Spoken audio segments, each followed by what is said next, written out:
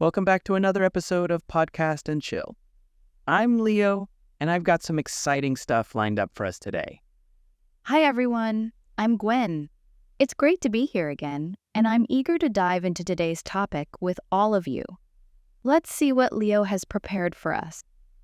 You bet, Gwen. Today, we're going to talk about how to harness inspiration from the amazing people around us and not feel intimidated. Yes, and we'll also explore how recognizing your own strengths can propel you forward. Get ready for a journey of self-discovery and empowerment, everyone.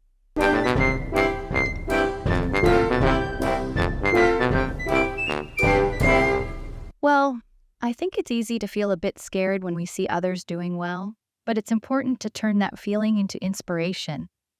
Exactly, Gwen. When you see someone doing well, don't feel jealous. Think, what can I learn from them? Yes, and it's not about copying them exactly. It's about understanding their methods and maybe using some of their ideas in our own way. It's like taking pieces from different puzzles and putting them together in your own way. That's right. I remember when I first started out in broadcasting, I was really inspired by a senior who could handle live shows flawlessly. Watching her helped me refine my own skills. Wow, that's a great example. For me, it was a friend who was always creating new things.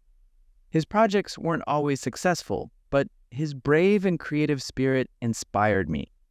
He made me want to try more and fear less. It's important to learn from people we admire, right? Instead of feeling bad, we should see them as guides showing us what we can achieve too. Can't doubt. And how should one approach setting personal goals? Well, it's important to focus on what you can really do. Set goals that match your skills and your life, not other people's. But isn't it motivating to see others succeed? It is, but it's better to use their success for inspiration, not comparison. Focus on your own way.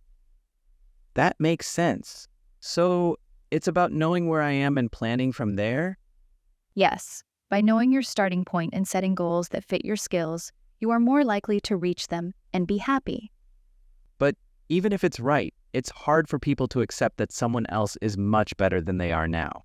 So how can someone feel confident in that situation? Leo, it's all about believing in yourself. Everyone has things they are good at and not so good at. Everyone is special. Just because you haven't found your special skill yet doesn't mean you don't have one. You are still learning and improving. Finding what we're really good at doesn't happen fast. It takes time, right? Yes, it's like solving a puzzle. We need to try different things to find out what we are good at. And it's not just about finding what we're good at, but also what we enjoy. That's how we discover our special talents. That's right. Sometimes you try something new and it just fits. Like when I started playing guitar, I didn't know I would enjoy it so much. Exactly. Every new thing we try is a chance to learn more about ourselves. So, once someone knows their strengths, how can they use them well? Great question. First, it's about seeing chances where these strengths can shine. Can you give an example? Sure. Let's say someone is really good at speaking in public. They should look for chances to talk at meetings or events. That's how they can use that strength. And what if you're just finding out what you're good at? Then, you need to practice a lot. Try to practice in real situations. Also, be with people who help and support you. It's not just knowing your strengths, but also using and getting better at them. Gwen, some people feel scared when others do well. What do you think about this? It's all about how you see it. Instead of feeling scared, we should use others' success to make us try harder and learn. How can someone start to think more about growing? First, accept challenges. Each one is a chance to grow. Also, enjoy learning, not just the final result. That sounds good. But what if I fail?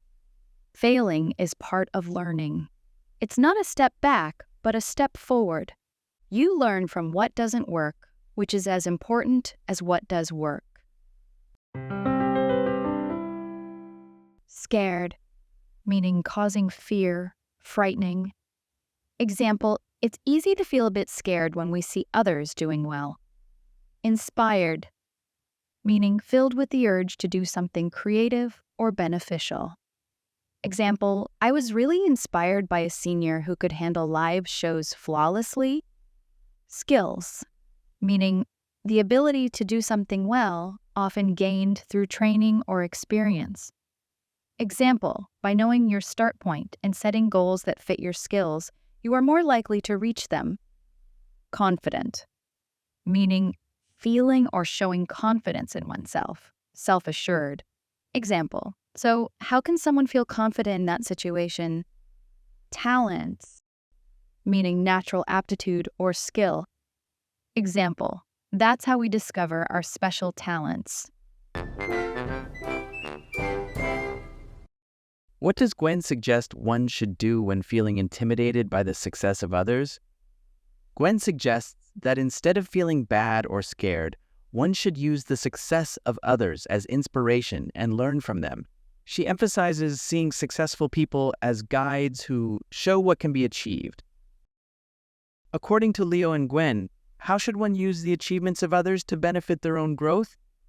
Leo and Gwen suggest that instead of feeling jealous or comparing oneself to others, one should focus on learning from others' successes and applying those lessons to improve themselves. They encourage understanding the methods of others and integrating them into one's own unique way. Gwen, I've been thinking about how we can get better. What do you think about asking for feedback and finding a mentor? It's very important to ask for feedback. It helps us know what we are good at and what we need to improve. Speaking of improving, what about getting a mentor? Having a mentor can help us grow personally and professionally. A mentor is someone who knows a lot and can guide us in our work and personal goals. That makes sense. So, talking to people who have more experience can give us very useful advice, right? Yes, it's about learning from the best and using what they know to learn faster. Considering how easy it is to get distracted, how do you stay focused on your own goals? It's important to remember that everyone is different, with their own pace and goals. So, you mean we should go at our own speed and not hurry? Go at your own speed and be patient. It's not about how fast you go, but how much you learn as you go. I guess it's about enjoying the journey, not just hurrying to the end. Yes, every step is important, and learning from each part makes the journey good. I've noticed being too hard on myself isn't helpful. How important is being kind to ourselves for our personal growth, Gwen? It's very important. Being kind to ourselves, especially in hard times, helps us stay calm and not get too stressed.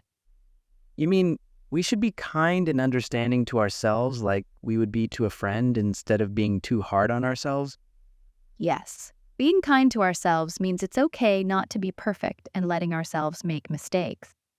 It's about taking care of ourselves as we grow. I think I need to learn to be kinder to myself. It sounds like it could really help me deal with challenges better.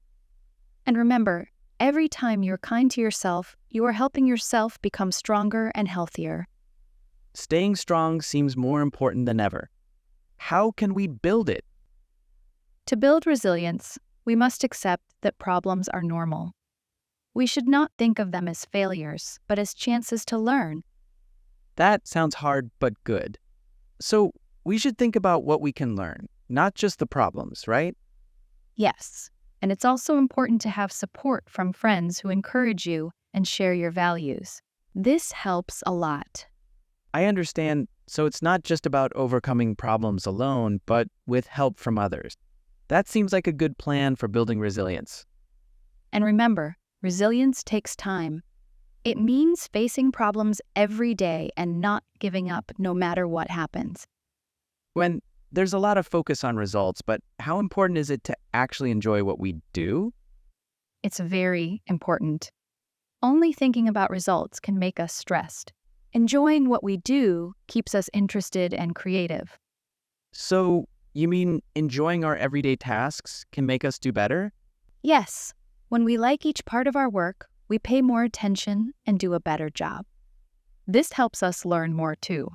So, instead of just thinking about the end, we should enjoy the moment and see the good in where we are now? Exactly. It's about enjoying the little things that help us succeed, not just the big successes.